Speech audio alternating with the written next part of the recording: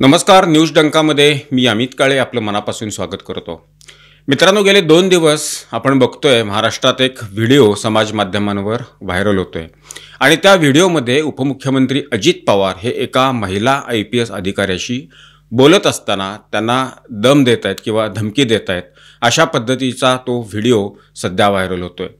सोलापूर जिल्ह्यातल्या करमाळा तालुक्यातल्या कुरडू नावाच्या एका गावामध्ये तिथल्या प्रोबेशनरी महिला IPS अधिकारी अंजली कृष्णा या कारवाईसाठी तिथे गेलेल्या होत्या आणि ती कारवाई होऊ नये यासाठी राष्ट्रवादी काँग्रेस अजित पवार गटाच्या पदाधिकाऱ्यांनी अजित पवार यांना फोन लावला आणि तो फोन अंजली कृष्णा यांना दिला। अजित पवार हे काय पद्धतीने बोलत असतात, त्यांची भाषा काय आहे, त्यांच्या भाषेचा टोन काय असतो हे महाराष्ट्राला माहिती आहे। एक बोलण्याची पद्धत असते आणि ती पद्धत अजित पवारांची थोडीशी हटके अशी आहे आणि त्यांच्या बोलण्याच्या पद्धतीमुळे अनेक वेळेला अजित पवार हे उद्धट बोलतात, अजित पवार हे मगरुरीत बोलतात अशा पद्धतीची एक चर्चा ही नेहमी महाराष्ट्रात होत असते। अजित पवार यांनी जी भाषा अंजली कृष्णा यांच्याबरोबर बोलताना वापरली ती भाषा चुकीचीच आहे, त्याचं समर्थन कोणीही करू शकत नाही। कारण एका महिला IPS अधिकाऱ्याबरोबर बोलत असताना थोडा संयम हा बाळगणं उपमुख्यमंत्री पदावर कार्यरत असणाऱ्या आणि अजित पवार यांच्यासारख्या अनुभवी नेत्यांना असणं अपेक्षित होतं। मात्र बोलण्याच्या ओघामध्ये हे त्यांच्याकडून शक्य झालं नाही। त्यानंतर त्यांनी समाज माध्यमात खुलासा सुद्धा केलेला आहे आणि त्यांनी स्पष्टपणे सांगितलं की कायदेशीर कारवाईमध्ये हस्तक्षेप करण्याचा आपला उद्देश नव्हता, पण कारवाई वेळेला जी परिस्थिती तिथं निर्माण झालेली होती ती परिस्थिती बिघडू नये, शांतता राहावी यासाठी आपण फोन केलेला होता। पोलीस दल आणि पोलीस दलात काम करत असणाऱ्या महिला अधिकाऱ्यांच्याबद्दल आपल्याला सर्वोच्च सन्मान आहे, आदर आहे असंच अजित पवार यांनी स्पष्ट केलेलं आहे। त्यामुळं एक प्रकारे हा विषय अजित पवार यांच्याकडून संपवण्याचा प्रयत्न अजित पवार यांनी केलेला आहे। मात्र अजित पवार यांचं नेहमी लांगुल चालन करणारे त्यांच्या पक्षाचे जे आमदार आहेत अमोल मिटकरी यांनी या उलट एक कडी केलेली आहे। ती कडी अशी आहे की अंजली कृष्णा यांच्या प्रमाणपत्रांबद्दल, जात प्रमाणपत्र असेल किंवा एकूण कागदपत्र असेल, या कागदपत्रांबद्दल चौकशी करण्याची मागणी त्यांनी केंद्रीय लोकसेवा आयोगाकडे पत्र लिहून केली। त्यानंतर ते पत्र मागे घेतलं, खुलासा केला वगैरे वगैरे, ही बाब अलैदा। मात्र हे धाडस अमोल मिटकरी यांनी एका महिला IPS अधिकाऱ्याबद्दल केलं आणि हे करत असताना उघडपणे ते माध्यमांमध्ये असं बोलत होते की आम्हाला शंका येते वगैरे। जर का अमोल मिटकरी यांना अंजली कृष्णा यांच्या कागदपत्रांबद्दल शंका असती तर त्यांनी यापूर्वीच केंद्रीय लोकसेवा आयोगाकडे तक्रार दाखल केली असती किंवा त्यांच्या कागदपत्रांच्या चौकशीची मागणी केली असती। पण आपला नेता अडचणीत येतोय हे म्हटल्यानंतर अधिकाऱ्यावर कसं उट्ट काढायचं, अधिकारी कसा अडचणीत येईल हे बघायचं, ही जी एक खोड राजकीय नेत्यांमध्ये असते तीच खोड अजित पवार यांच्या पक्षाचे आमदार अमोल मिटकरी यांच्यामध्ये आहे, हे स्पष्टपणे दिसून आलेलं आहे। आणि हे आत्ताच झालं असं नाही, अमोल मिटकरी यांनी अनेकदा अशा पद्धतीची भाषा ही केलेली आहे, प्रतिक्रिया व्यक्त केलेल्या आहेत। अजित पवार यांचं लांगुल चालन करण्याचा प्रयत्न हा वारंवार त्यांनी केलेला आहे। अजित पवार यांना असं वाटावं की अमोल मिटकरी हे अजित पवारांसाठी कसं एकाकी झुंज देतात, माध्यमांमध्ये लढत असतात, विरोधकांना अंगावर घेतात, हे नेत्याची मर्जी सांभाळण्याचा किंवा मर्जी निर्माण करण्याचा एक प्रयत्न राजकारणामध्ये असतो आणि तोच अमोल मिटकरी यांनी केलेला आहे। अमोल मिटकरी हे आमदार होण्यापूर्वी स्वतःला ते व्याख्याते म्हणून घेत होते, राज्यभर ते व्याख्यानं करत होते। अजित पवार आणि अंजली कृष्णा यांच्या फोनवरील संभाषणाची एवढी चर्चा समाज माध्यमांवर झाली नाही, त्यापेक्षा कैक पटीने जास्त चर्चा ही अमोल मिटकरी यांनी घेतलेल्या भूमिकेची झाली। कशासाठी अशा भूमिका राजकीय नेत्यांच्या अशा पाठीराख्याने घ्यायच्या की ज्याच्यामुळं आपला नेता अधिक अडचणीत येईल।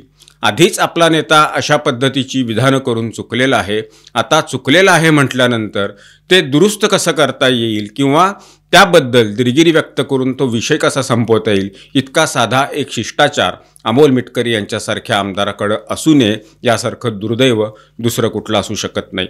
आपला नेता चुकला आहे, समाज माध्यमावर त्याचं हसू होतंय, तो व्हिडिओ सर्वत्र व्हायरल होतोय, अजित पवार हे स्पष्ट बोलताना त्या व्हिडिओमध्ये दिसतायत इतकं सगळं स्पष्ट असताना त्या IPS अधिकाऱ्यांच्या कागदपत्रांच्या चौकशीची मागणी करण्याची कुबुद्धी ही अमोल मिटकरी यांना कशी काय सुचावी याचा सुद्धा आश्चर्य वाटतं। पक्षाच्या वतीनं जे प्रवक्ते म्हणा किंवा नेते जे माध्यमांमध्ये बोलत असतात, पत्रकार परिषदा घेत असतात, त्यांची निवड ही करताना पक्षाच्या नेत्यांनी अत्यंत बारकाईनं ती निवड करण्याची आवश्यकता आहे।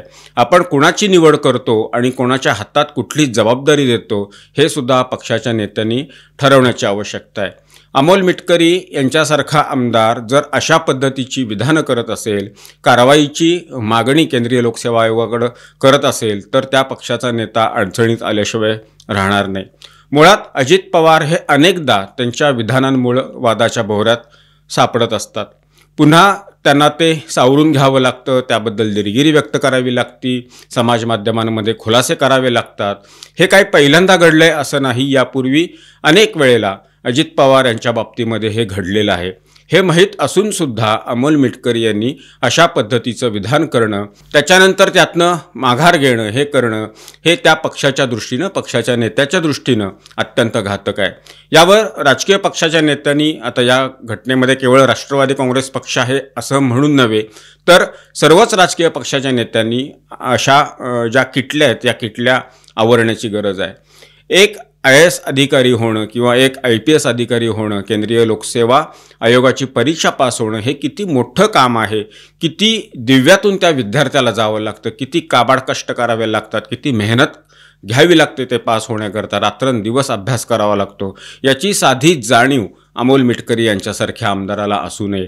आपला नेता अडचणीत येतोय म्हटल्यानंतर इतक्या मेहनतीनं आणि कष्टानं ती जागा मिळवलेल्या अधिकाऱ्याच्या कागदपत्रांची चौकशीची मागणी करणं म्हणजे किती खालच्या पातळीवर जाण्याचा हा प्रकार आहे। ग्रामपंचायत किंवा विविध कार्यकारी सोसायटीच्या पातळीवरचं राजकारण हे नाही, हा विषय राज्याचा उपमुख्यमंत्री आणि एक महिला पोलीस IPS अधिकारी जे डायरेक्ट झालेले आहेत त्यांच्यामधला आहे। याचा सुद्धा साधं तारतम्य अमोल मिटकरी यांच्यासारख्या आमदाराला असू नये, याच्यासारखं दुर्दैव दुसरं कुठलं असू शकत नाही। एक चांगलं झालं की अजित पवार यांनी या सगळ्या प्रकारानंतर एक खुलासा केला आणि त्यांची जी भूमिका होती ती भूमिका त्यांनी मांडली, ती समाजापुढे स्पष्ट केली। एक गोष्ट नक्की असते की उपमुख्यमंत्री असतील, मुख्यमंत्री असतील किंवा मंत्री असतील, हे मुंबईत मंत्रालयात बसलेले असतात आणि त्यांच्या स्थानिक पातळीवरचे जे कार्यकर्ते असतात, पदाधिकारी असतात, आमदार असतात, त्यांच्यावरती ते विश्वास ठेवून ते सांगतायत हे खरं मानून त्या अधिकाऱ्यांशी संवाद साधत असतात। वस्तुतः त्यांच्यापर्यंत खरी माहिती ही पोहोचतेच असं नाही, त्यामुळे अशा पद्धतीनं आपले पदाधिकारी किंवा नेते ज्या काही गोष्टी अधिकाऱ्यांच्याबद्दल सांगत असतात त्याची खातरजमा करणं हे अत्यंत गरजेचं आहे।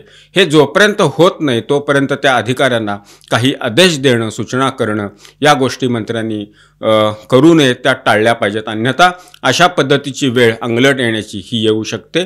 हा एक धडा अजित पवार यांना मिळालेला आहे आणि अजित पवार यांच्या रूपानं महाराष्ट्रातल्या अन्य मंत्र्यांना, आमदारांना, खासदारांना मिळालेला आहे। यातून हे सगळे लोक बोध घेतील इतकीच अपेक्षा। तुर्त इथंच थांबतो। हा व्हिडिओ आपल्याला कसा वाटला याबद्दलची आपली मतं कमेंट बॉक्समध्ये नोंदवून जरूर कळवा। व्हिडिओ आवडला असल्यास तो लाईक करा, शेअर करा आणि आमचं चॅनल आठवणीनं सबस्क्राईब करायला विसरू नका। धन्यवाद आणि नमस्कार।